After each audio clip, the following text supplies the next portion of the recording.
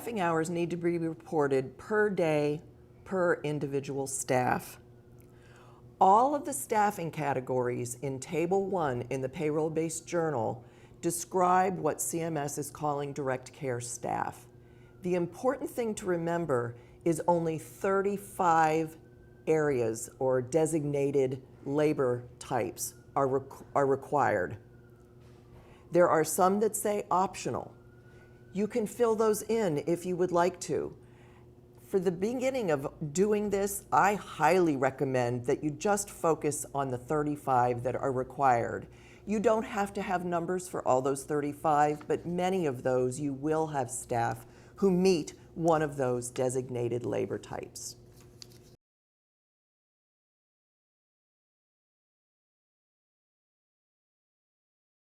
If you have cooks or beauticians in your building, you can count them under other.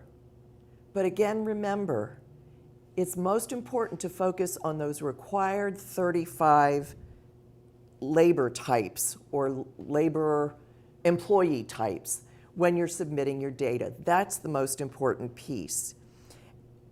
Other will not be counted in 5-star calculations. We know that from CMS.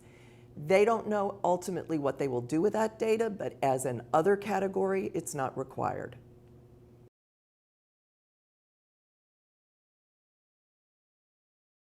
Your employee hours that will be counted for payroll-based journal are in those 35 different labor codes, but it's direct care service workers.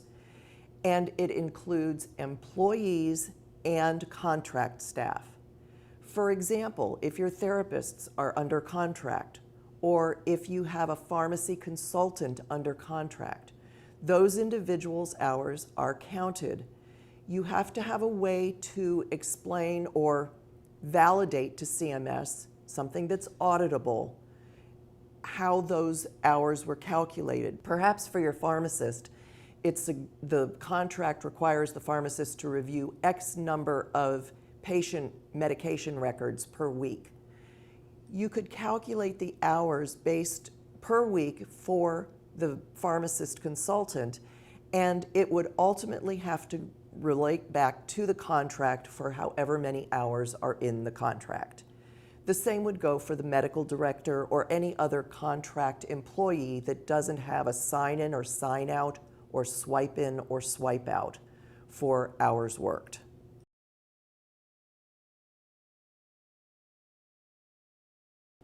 The hours that count for payroll journal are those hours of staff who work for the center, either under contract or as a direct employee. For example, if you have hospice care being provided for some of the patients in your center, you cannot count the hours of the staff who are coming in to work for the hospice agency because they're being paid directly by Medicare or Medicaid.